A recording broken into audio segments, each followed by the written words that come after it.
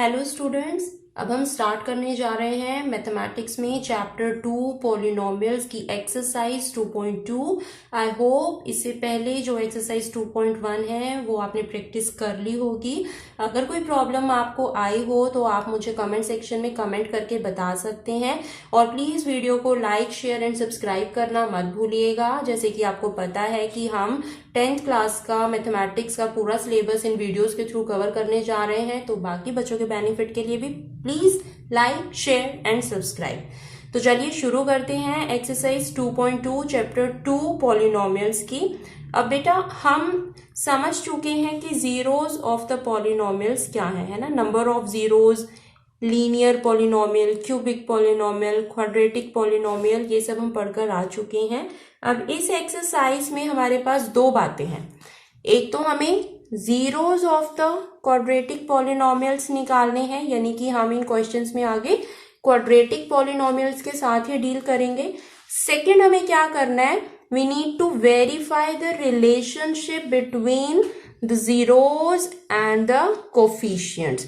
तो सबसे पहले तो ये zeros, coefficients and their relationship बड़ा कॉम्प्लिकेटेड सा लग रहा है सुनने में, इसीलिए मैंने आपको 2.1 में भी कहा था कि जब आप आगे की वीडियो देखेंगे प्लीज आप फोकस के साथ बैठना, क्योंकि अब हम थोड़े इम्पोर्टेंट और डिफिकल्ट पार्ट में एंटर कर रहे हैं, जिसमें आपकी सॉल्विंग कैपेसिटी की जरूरत ज्यादा है। ठीक है, तो कि जीरोज क्या होते हैं। जीरोज हमने फर्स्ट एक्सरसाइज में देखा था कि जो नंबर ऑफ जीरोज हम निकालते हैं, जो एक्स की वैल्यू हम निकालते हैं, जो हमें सॉल्यूशन देता है उस पॉलिनोमियल का, उसको हम जीरोज के नाम से जानते हैं। ठीक है, और रिलेशनशिप क्या होता है जीरोज एंड द कोफिशिएंट्स के बीच में, ये अभी मैं सिंपल आपको समझा रही हूं।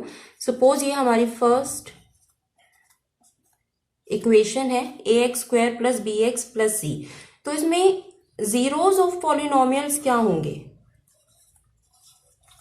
जीरोज ऑफ द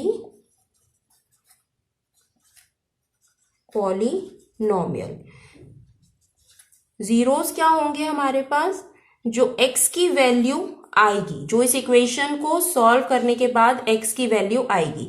ये क्वाड्रेटिक पॉलिनोमियल है और इसकी हाईएस्ट डिग्री 2 है, तो x की मैक्सिमम 2 वैल्यूज आ सकती हैं।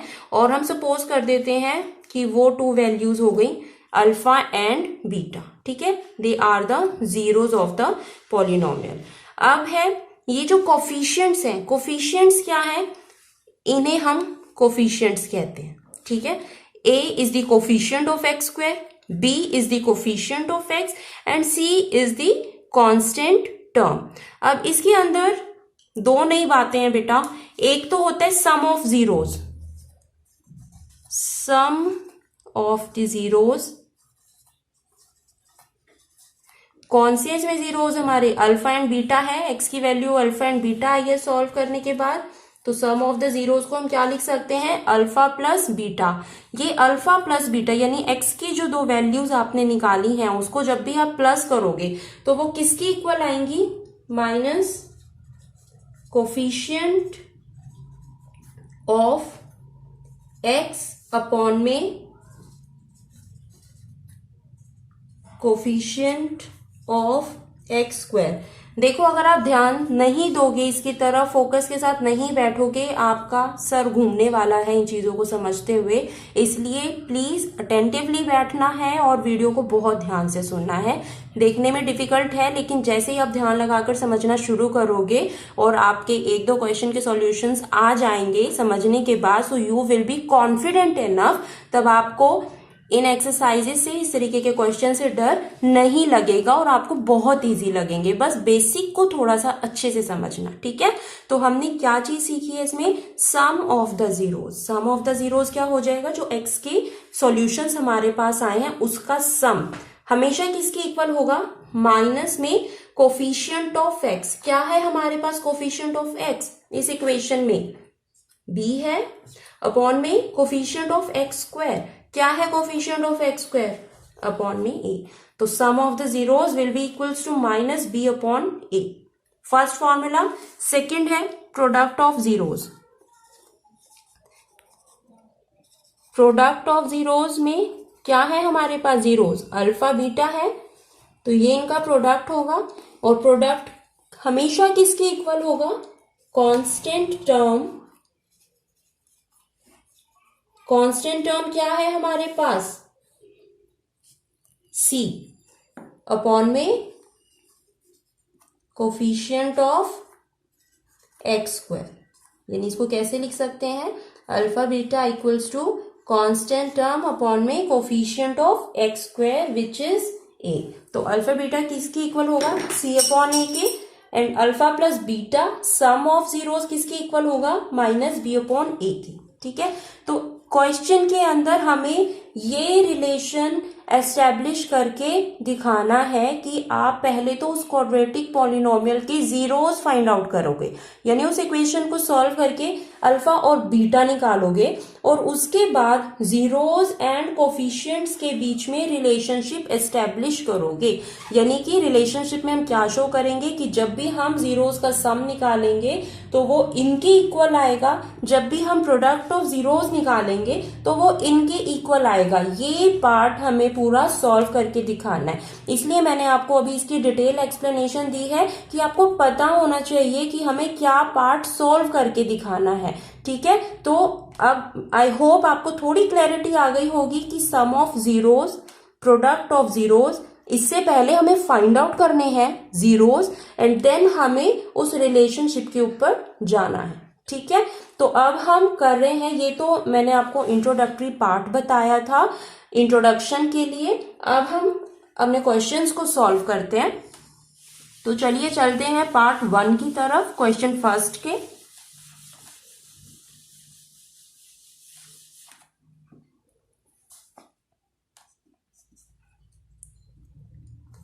X square minus 2x minus 8, ये अब आप अपनी लोअर क्लासेस में भी सॉल्व करके आ चुके हैं कि हम इस तरीके के पॉलिनोमियल्स को किस तरीके से सॉल्व कर सकते हैं।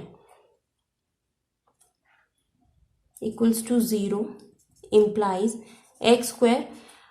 मैं आपको रिकॉल करवा दूं कि ये जो मिडिल टर्म होती है इसे हमें ब्रेक डाउन करना होता है 2 ऐसे पार्ट्स में कि जिसे हम प्लस या माइनस करें तो ये मिडिल टर्म आएगी, और इसे इन मिडिल 2 पार्ट्स को जब हम मल्टीप्लाई करें तो इस टर्म का और इस टर्म का प्रोडक्ट आएगा।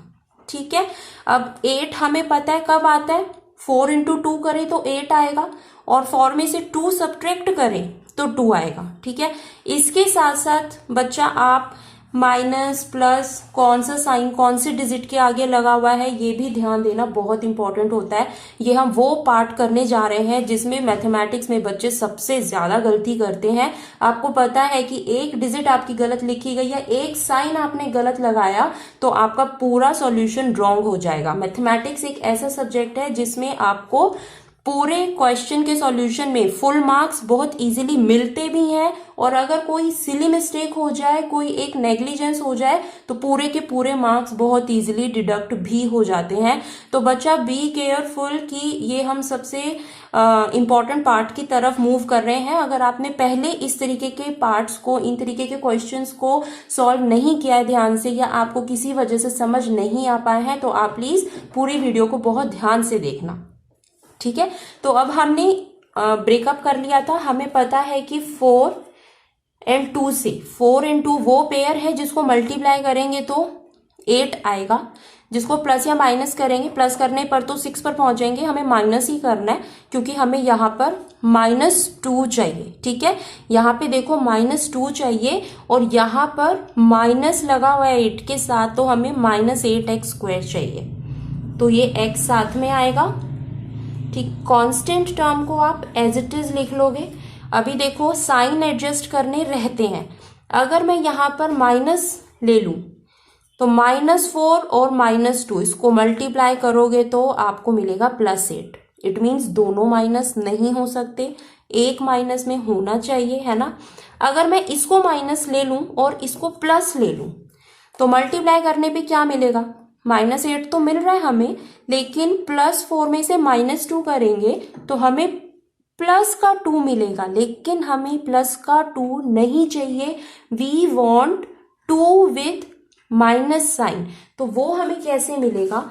इट मीन्स यहाँ पे प्लस नहीं होना चाहिए, यहाँ माइनस ही होना चाहिए, और ये वाली डिजिट हमारी प्लस की होनी चाहिए, क्योंकि जब हम -4 + 2 करेंगे तो हमारा आंसर क्या आएगा? -2, जो हमारा रिक्विजाइट है। ठीक है, तो अगर आपको ये माइनस प्लस के कॉन्सेप्ट्स में कंफ्यूजन है तो मैं आपको एक क्विक हिंट इस वीडियो के एंड में दूंगी, ठीक है, ताकि आपको इन तरीके की प्रॉब्लम्स में कोई प्रॉब्लम ना हो, आप इजीली उनका सॉल्यूशन फाइंड आउट कर पाए। ठीक है, तो वो क्विक हिंट जानने के लिए वीडियो को लास्ट तक जरूर देखें। अब इसे हम आगे सॉल्व करते हैं। हमने क्या किया? 2 पेयर्स बना लिए। ऐसे ही करते थे ना, हम कॉमन ले लेते थे, x इंटू एक्स करेंगे तो वापस x² आएगा, और x को जब हम 4 से मल्टीप्लाई करेंगे तो -4x आ जाएगा। प्लस यहां से हम 2 को कॉमन ले सकते हैं, तो अंदर क्या बचेगा? x -4। अब यहां से इन 2 पेयर में से x -4 कॉमन आ गया, तो अंदर क्या बचा? x + 2। It means x -4 = 0 and x + 2 = 0, implies x = 4 and x = -2। तो 4 and -2 ये हमने क्या फाइंड आउट किए? सबसे पहले हमें क्या फाइंड आउट करना था क्वेश्चन के अंदर? zeros of the quadratic polynomial. Therefore 4 and -2 are the 2 zeros of the given quadratic polynomial. ठीक है, देखो ध्यान से देखो, हमारे पास क्वाड्रेटिक इक्वेशन थी, क्वाड्रेटिक पॉलिनोमियल था, x² था ना, हाईएस्ट डिग्री इसकी 2 थी, तो हमारे पास जीरोस भी कितने निकले हैं? 2 ही निकले हैं। अब हम चलते हैं नेक्स्ट स्टेप की तरफ, that verify the relationship between the zeros and the coefficients. Zeros and coefficients, इनके बीच में रिलेशनशिप कैसे स्टैब्लिश करी थी हमने एग्जाम्पल में? हमें क्या करना है? Sum of the zeros. Sum of the zeros क्या आएगा? 4 + -2। इसको सॉल्व करोगे तो minus plus will become minus, और 4 में से 2 सब्ट्रैक्ट हुआ तो 2, और ये सम ऑफ द जीरोस का फॉर्मूला क्या था? Minus coefficient of x upon coefficient of x² minus क्या है? कोफिशिएंट ऑफ x बताओ मुझे इक्वेशन में से देख के। -2 है, और कोफिशिएंट ऑफ x² क्या है? x² के साथ कुछ भी नहीं है, तो we will consider it as 1। Minus minus will become plus, 2/1 will become 2।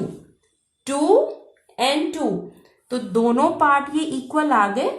हमने रिलेशनशिप को एस्टैब्लिश कर दिया। ठीक है, फर्स्ट हमारे रिलेशनशिप एस्टैब्लिश हो गई, that sum of the zeros equals to minus coefficient of x upon में कोफिशिएंट ऑफ x²। सेकेंड हमें क्या करना है? Product of zeros.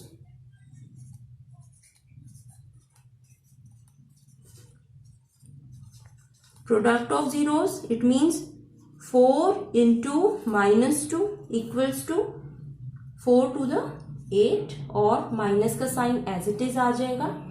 ये कब आया था? जब हमने लिखा था constant term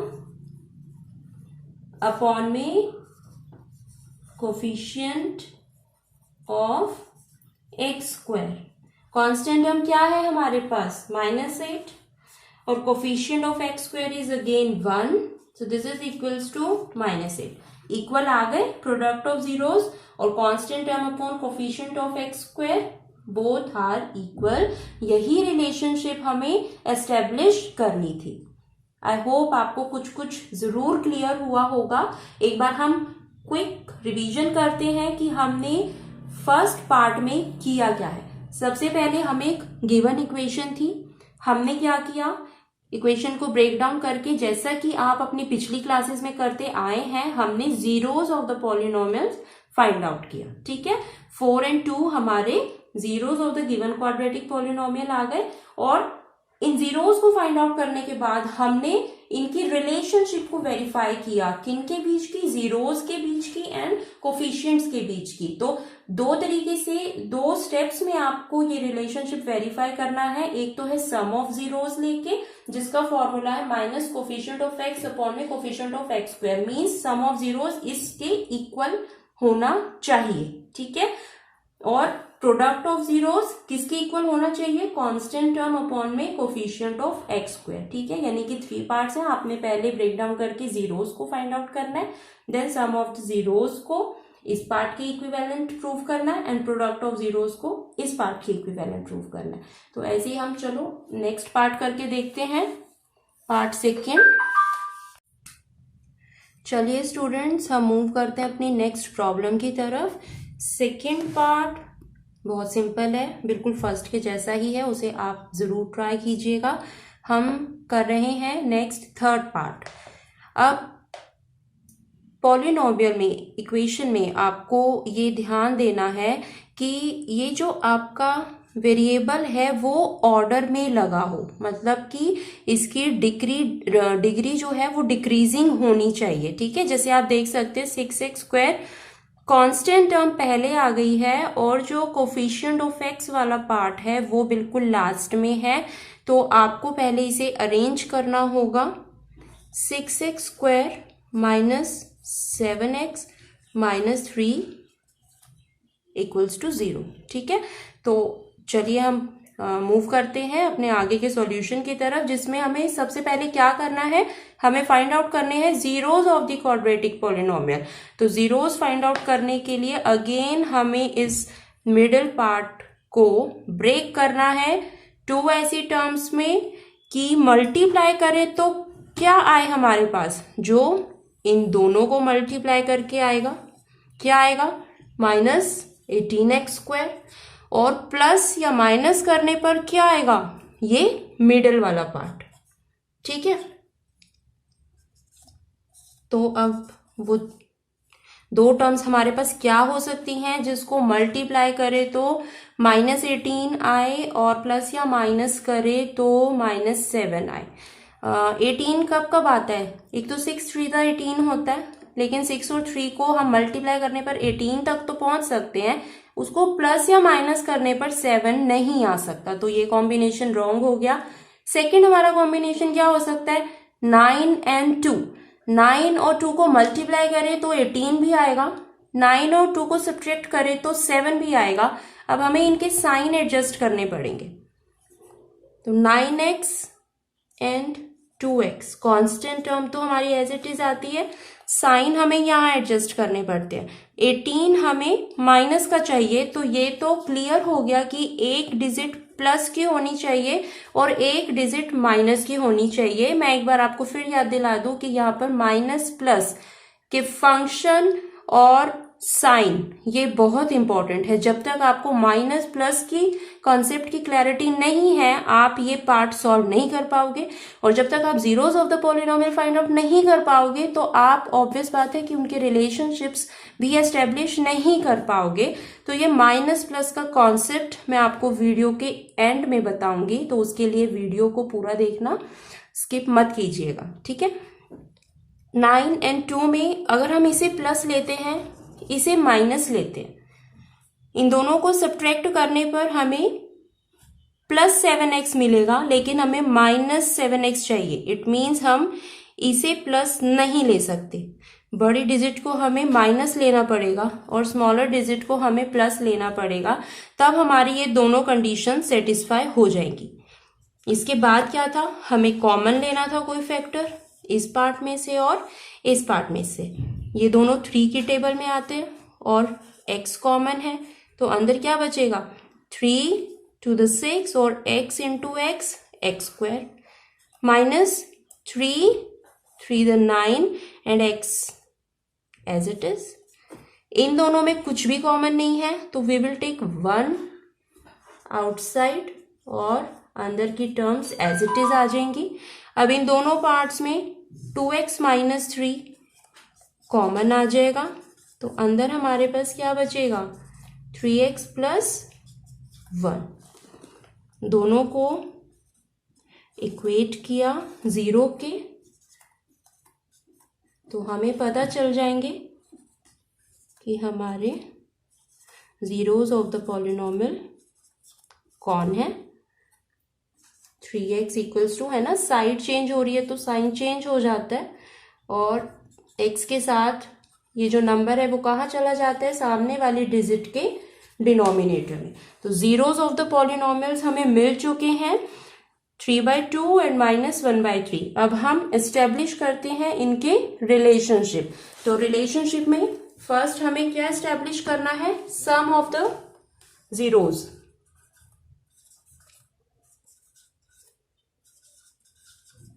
some of the zeros equals to 3/2 plus -1/3. इसे अगर हम सॉल्व करें minus plus will become minus. अब इनका एलसीएम लो, 2 और 3 का एलसीएम क्या होता है, 2 3 6. अब यहां से आपको सिंपल जो आप अपनी पिछली क्लासेस में सॉल्व करते हो वैसे ही सॉल्व करना है. 6 को 2 से डिवाइड करोगे 3 आया और वो जो 3 आया उसे आप ऊपर न्यूमरेटर से मल्टीप्लाई करोगे. ठीक है, अगेन 6 को 3 से डिवाइड करोगे 2 आया और उस 2 को ऊपर न्यूमरेटर से अगेन मल्टीप्लाई करोगे तो 2 1 2. अब 9 में से 2 गया 7/6. तो ये किसकी इक्विवेलेंट है, sum of the zeros minus coefficient of x upon coefficient of x square. Check करें क्या यही है. कोफिशिएंट ऑफ x क्या था हमारे पास, -7 and coefficient of x square क्या है 6. Minus minus will become plus. तो ये 7/6 आ गया. दोनों वैल्यूज इक्वल आ गई, यही हमें चाहिए था. नेक्स्ट रिलेशनशिप है प्रोडक्ट ऑफ जीरोस. तो प्रोडक्ट ऑफ जीरोस क्या है, 3/2 इंटू में -1/3. यही है हमारे जीरोस. 3 कैंसिल हो गया, बचा क्या -1/2. तो अगर हम चेक करें कि क्या ये कांस्टेंट टर्म और कोफिशिएंट ऑफ x स्क्वायर के इक्विवेलेंट है. कांस्टेंट टर्म क्या है -3 और कोफिशिएंट ऑफ x स्क्वायर क्या है, x स्क्वायर के साथ क्या है 6. ये कैंसिल हो जाएगा, 3 1 से 3 3 2 6. This will become -1/2. इक्वल आ गए दोनों और यही हमें प्रूव करना था. ठीक है, अब फोर्थ पार्ट भी बेटा आप करोगे, बहुत सिंपल है. मैं आपको 5th करके दिखाऊंगी और 6th भी आपकी प्रैक्टिस के लिए मैंने छोड़ दिया है. जो बचे हुए पार्ट्स हैं उनसे आप प्रैक्टिस जरूर करना और अगर कोई प्रॉब्लम आती है मुझे कमेंट सेक्शन में कमेंट करके आप पूछ सकते हैं. और नेक्स्ट आपको वीडियो समझ आ रही है या नहीं, जो कॉन्सेप्ट्स हम पढ़ रहे हैं आपको पढ़ने में मजा आ रहा है या नहीं, वो भी मुझे कमेंट सेक्शन में कमेंट करके जरूर बताएं. तो चलिए मूव करते हैं हम अपनी प्रॉब्लम नंबर 5th की तरफ. तो 5th पार्ट में बच्चों हमें गिवन है पॉलिनोमियल t² -15. अब देखो इसे हम कैसे लिख सकते हैं, t² माइनस में √15 का स्क्वायर लिख सकते हैं. ठीक है, फर्स्ट स्टेप क्या है, फर्स्ट हमें again zeros of the quadratic polynomial find out करना है. देन हमें रिलेशनशिप को वेरीफाई करना है, सम ऑफ द जीरोस की and product of the zeros की. आई होप आपको स्टेप्स अभी तक लर्न हो गए होंगे कि हमें प्रोसीड कैसे करना है. ठीक है, तो जीरोस ऑफ पॉलिनोमियल. अब ये हमारे पास कौन सा फॉर्मूला बन गया, a² minus b² which is equals to a minus b and a plus b. तो इसमें सॉल्विंग पार्ट जो हमें मिडल को ब्रेकअप करके देखना होता था वो वाला पार्ट खत्म हो गया। यूजिंग दिस फॉर्मूला हम इसको डायरेक्टली लिख सकते हैं t minus square root 15 and t plus square root 15 equals to 0। दोनों को आप सेपरेटली इक्विवेलेंट टू 0 सब्सटीट्यूट करोगे तो हमें हमारे जीरोज ऑफ द पॉलिनोमियल पता चल जाएंगे। ये कैसे हुआ आपको पता ही होगा ना कि जब भी कोई डिजिट अपनी साइड चेंज करती है तो उसका साइन ऑटोमेटिकली चेंज हो जाता है। ये माइनस था तो इधर मूव करके प्लस हो गया, ये प्लस था तो आरएचएस में आके ये माइनस हो गया। तो जीरोज ऑफ द पॉलिनोमियल हमारे कौन से हो गए, plus root 15 and minus root 15। अब रिलेशनशिप वेरीफाई करते हैं।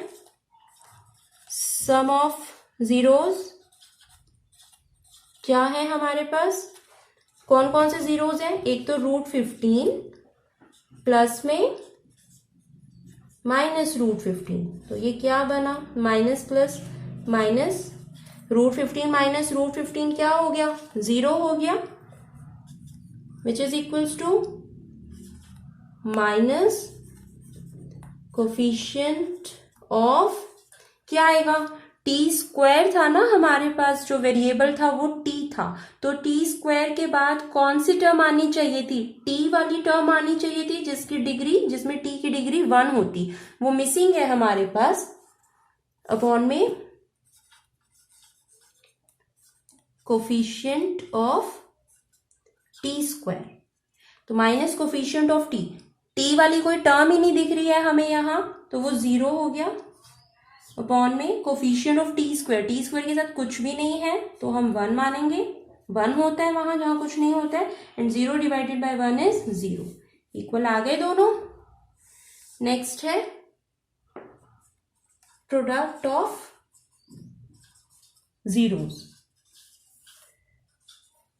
प्रोडक्ट क्या है, जीरोज हमारे पास थे रूट 15 एंड माइनस रूट 15, दोनों को मल्टीप्लाई किया, रूट कैंसिल, और हमारे पास डिजिट क्या बची, 15 बची, माइनस साथ में आ जाएगा। और ये कब आएगा, जब हम लिखेंगे कांस्टेंट टर्म अपॉन में coefficient of T square. Constant term क्या है हमारे पास, -15, और टी स्क्वायर का कोफिशिएंट क्या है, 1 है, तो आ गए ये दोनों इक्विवेलेंट। ठीक है, तो बहुत सिंपल है, एक बार फिर से हम रिकॉल कर लेते हैं। वैसे तो अब तक आपको याद हो गया होगा कि हमने किया क्या है। सबसे पहले जीरोज ऑफ द पॉलिनोमियल को फाइंड आउट करना है, देन हमें इन रिलेशनशिप्स को, sum of zeros and product of zeros की रिलेशनशिप को कांस्टेंट एंड कोफिशिएंट टर्म्स के साथ एस्टेब्लिश करना है। ठीक है, अब जैसा कि मैंने आपको कहा था कि वीडियो के लास्ट में हम कुछ टिप्स पर ध्यान देंगे माइनस एंड प्लस की, चलिए वो मैं आपको सिखाती हूँ। तो बच्चों चलिए अब हम चलते हैं अपनी छोटी सी टिप्स की तरफ, जिनसे हमें इन प्रॉब्लम को सॉल्व करना और ज़्यादा इजी हो जाएगा।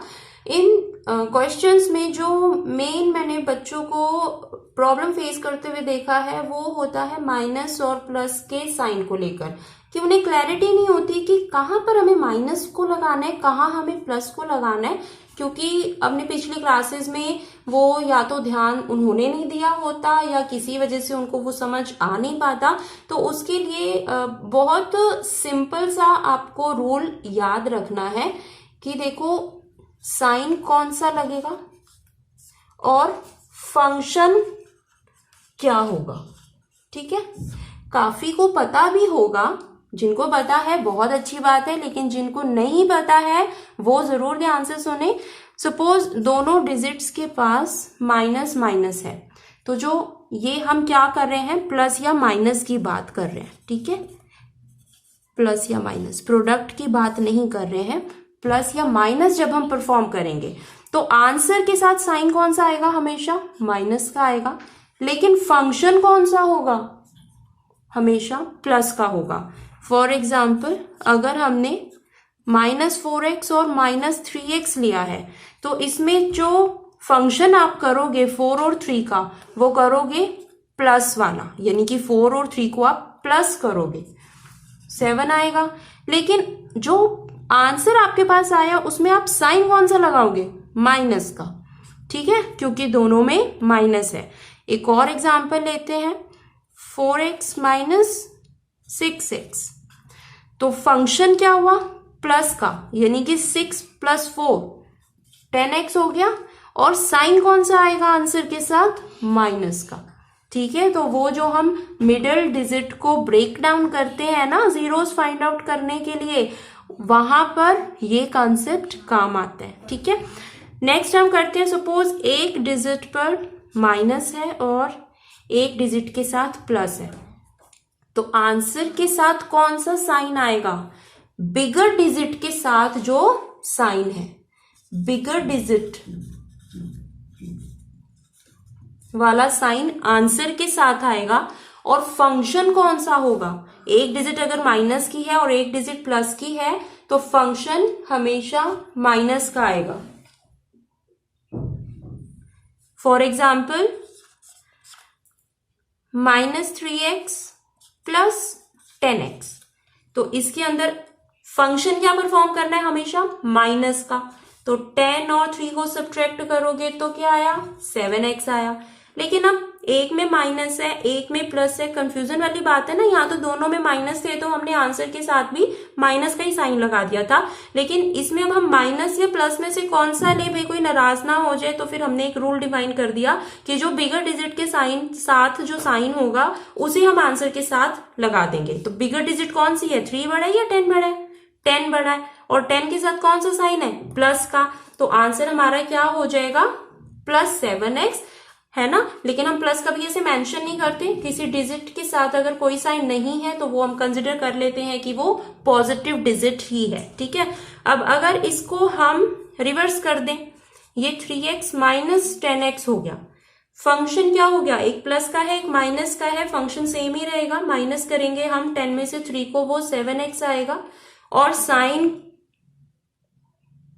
कौन सा आएगा हमारे पास? जो बिगर डिजिट के साथ है। बिगर डिजिट यहाँ पर 10 है और इस बारी में 10 के साथ माइनस है, तो आंसर के साथ आपके पास माइनस आ जाएगा, ठीक है। तो वो जो आप मिडिल टर्म जब ब्रेकअप करते हैं ना, कि प्लस या माइनस करने पर बीच वाली टर्म आनी चाहिए और मल्टीप्लाई करने पर कांस्टेंट टर्म और कोफिशिएंट ऑफ फर्स्ट वेरिएबल को मल्टीप्लाई करके जो आ रहा है वो आना चाहिए। तो वो हम इसी कॉन्सेप्ट के थ्रू देखते हैं, ठीक है। और लास्ट हमारे पास क्या होता है? Plus and plus. Plus plus वाले में तो हमें कोई प्रॉब्लम ही नहीं है, साइन भी प्लस का ही आता है और फंक्शन भी प्लस का ही होता है। फॉर एग्जाम्पल x + x करें तो क्या हो जाएगा? 2x हो जाएगा। इसमें यहाँ पर बिल्कुल आपको पता ही है कि सिंपल टर्म्स है, सिंपल प्लस है, तो इसमें कोई भी कंफ्यूजन वाली बात नहीं है, ठीक है। ये तो हमने किया था प्लस और माइनस को लेकर। लेकिन अब अगर हमें मल्टीप्लिकेशन परफॉर्म करनी हो, वैसे तो मैक्सिमम स्टूडेंट्स मल्टीप्लाई कर लेते हैं, उन्हें उसमें कोई इश्यू नहीं होता है। लेकिन फिर भी किसी को अगर इश्यू है तो उसे भी हम समझ लेते हैं।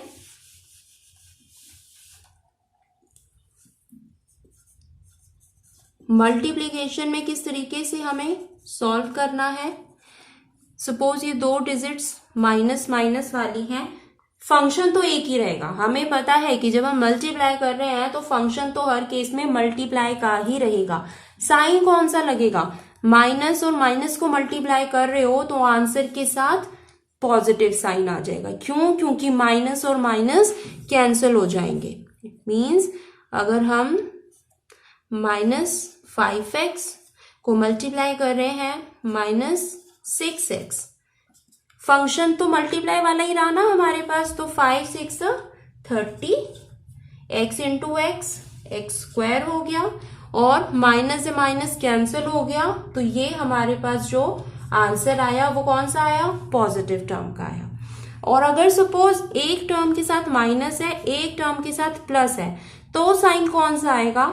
इसके अंदर बड़े और छोटे का हमें देखने की जरूरत नहीं है, क्योंकि माइनस जो है वो हमेशा लीड करेगा पॉजिटिव को और साइन आंसर के साथ हमेशा माइनस का आएगा, फंक्शन हमारे पास मल्टीप्लाई का ही रहेगा। फॉर एग्जाम्पल ऊपर वाले क्वेश्चन में ही अगर हम -5x इंटू 6x अगर लें तो मल्टीप्लाई किया 5 6 30 आया, x इंटू एक्स स्क्वायर आया, और साइन कौन सा आया, एक माइनस का है एक प्लस का है, तो आंसर में माइनस का साइन आएगा। ठीक है, तो बच्चों इन कॉन्सेप्ट्स को आपको याद में रखना है। जब तक कि आप अपना बेस स्ट्रांग नहीं करोगे तब तक ऊपर की बिल्डिंग अच्छी नहीं बन पाएगी। तो जब तक इन छोटी छोटी बातों को नहीं समझोगे तब तक आप आगे के ये कॉम्प्लिकेटेड प्रॉब्लम्स को सॉल्व नहीं कर पाओगे। देखने में लगती है कॉम्प्लिकेटेड, लेकिन जैसे ही ये कॉन्सेप्ट आप दिमाग में बिठा लोगे आपको वो प्रॉब्लम्स को सॉल्व करने में बहुत मजा आएगा। जैसे ही आप एक क्वेश्चन को सॉल्व कर पाओगे, उसका आंसर आपका टैली हो जाएगा, तो आपका जो कॉन्फिडेंस लेवल है वो बहुत गुना बढ़ जाएगा और आपको मैथमेटिक्स करने में, सॉल्व करने में, प्रॉब्लम्स को सॉल्व करने में वाकई में बहुत मजा आएगा और आपको ये सब्जेक्ट अच्छा लगने लगेगा। इसके साथ मैं आपको एक चीज और बता दूं, ये भी छोटी सी टिप है इस क्लास की, कि किसी किसी को ना वेरिएबल्स को मल्टीप्लाई करने में बहुत डिफिकल्टी होती है। उन्हें पता नहीं चलते कि जब हम एक्स स्क्वायर को एक्स के साथ मल्टीप्लाई करेंगे तो क्या होगा। ये मैं अभी आपको इसलिए बता रही हूँ एक्सरसाइज 2.2 में, क्योंकि आगे की जो नेक्स्ट एक्सरसाइज है 2.3 उसमें ये कॉन्सेप्ट यूज होने वाला है। और अगर आपको ये नहीं पता है कि वेरिएबल को मल्टीप्लाई कैसे करना है तो आप वो एक्सरसाइज बिल्कुल भी सॉल्व नहीं कर पाओगे। ठीक है, तो एक छोटा सा हम ध्यान देते हैं कि वेरिएबल को मल्टीप्लाई कैसे करना है।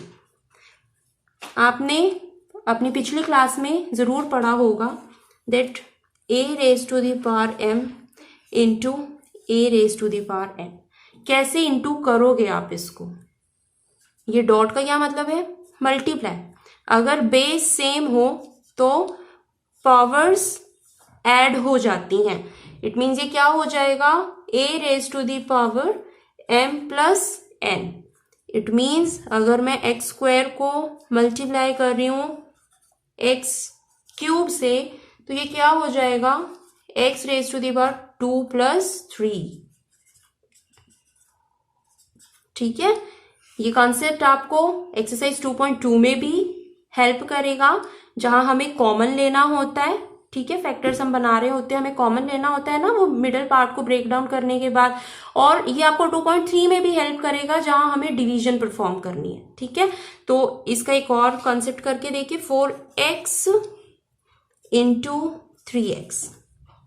इसमें भी ये कैसे यूज होगा, कोफिशिएंट्स को तो हमने मल्टीप्लाई कर दिया, 4 3 12, और ये x का बेस सेम है तो ये कितने x है टोटल, 1 प्लस 1। ऐसे भी आप काउंट कर सकते हो। और इस बेसिक फॉर्मूला के थ्रू देखें तो बेस सेम है तो पावर्स ऐड हो जाती हैं। पावर कितनी है कुछ भी मेंशन नहीं है, तो ये 1 और 1 हमें पता ही है कि कुछ नहीं होता तो 1 होता है, क्योंकि 0 तो कंसिडर कर नहीं सकते। क्यों नहीं 0 कंसिडर कर सकते, because a raise to the power 0 is 1। किसी भी डिजिट को अगर हम रेज टू द पावर 0 करेंगे तो वो 1 हो जाएगा। इसलिए आपको पावर में क्या कंसिडर करना है, 1 करना है। तो 1 प्लस 1 कितना हो गया, 2 हो गया। ठीक है, और ऐसे ही ये भी आपने पढ़ा था ना लोअर क्लासेस में, इस तरीके से अगर हो डिवीजन में, ये तो था मल्टीप्लीकेशन में हमें कैसे करना है, ये है डिवीजन में कैसे करना है। अगर बेस सेम है और वो डिवाइड में है तो पावर्स माइनस हो जाती हैं। ठीक है, यानी कि एक्स क्यूब और एक्स स्क्वायर को जब आप लिखोगे तो क्या होगा, कैसे होता है, इसे हम ऐसे भी लिख सकते हैं, कैंसिल हो गया, क्या बचा, एक्स बचा ना। और डायरेक्ट इस फॉर्मूले के थ्रू बेस सेम है तो पावर हमने क्या कर दी, माइनस कर दी। ठीक है, तो बेटा ये हमारा एक्सरसाइज 2.2 का फर्स्ट पार्ट अभी खत्म हुआ। नेक्स्ट वीडियो में हम करेंगे इसका सेकंड क्वेश्चन और उसके कुछ पार्ट्स। ठीक है, तब तक के लिए बाय बाय। और हाँ, वीडियो को लाइक शेयर एंड सब्सक्राइब करना मत भूलिएगा। Bye bye.